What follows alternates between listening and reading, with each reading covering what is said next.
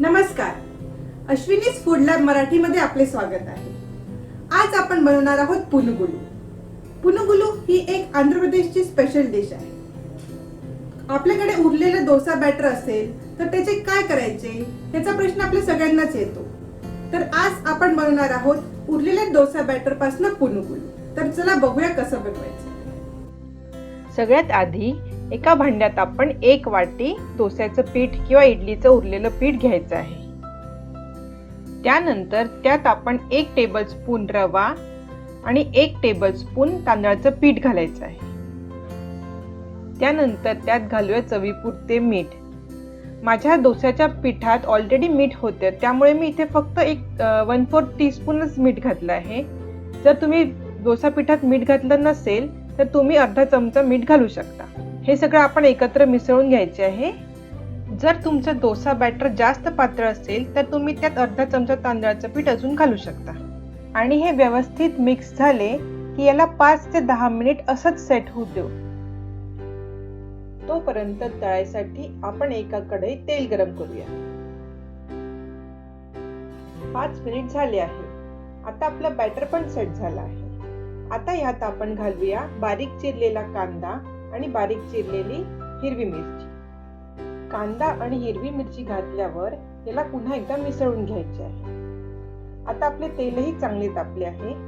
एक छोटासा बॅटरचा ड्रॉप घेऊन आपण बघूया आपले तेल तापले आहे की नाही. बॅटर घातल्या घातल्या ते लगेच वर आले, याचाच अर्थ की आपले तेल छान गरम झाले. चला तर आता आपण आपले पुनुगुलू तळूया. त्यासाठी हाताने अशा पद्धतीने आपण छोटे छोटे वड्यासारखे पुनुगुलू तेलात सोडायचे.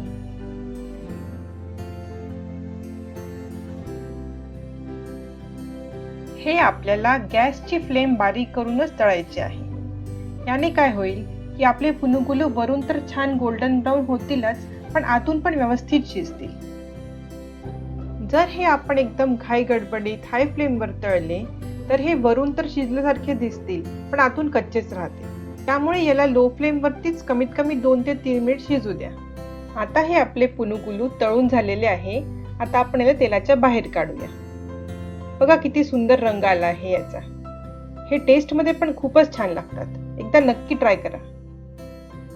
1 वाटी डोसा बॅटरचे माझे जवळपास 15 ते 20 पुनुगुलू झाले.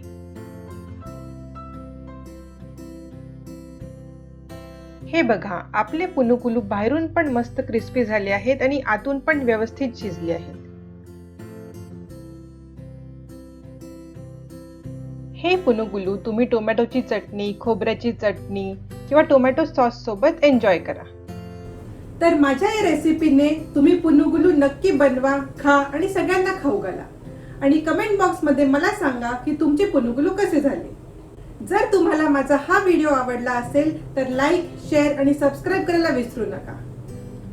असेच नवनवीन पदार्थ बघण्यासाठी तुम्ही अश्विनीज फूड लॅब मराठीवर नक्की येत राहा. धन्यवाद.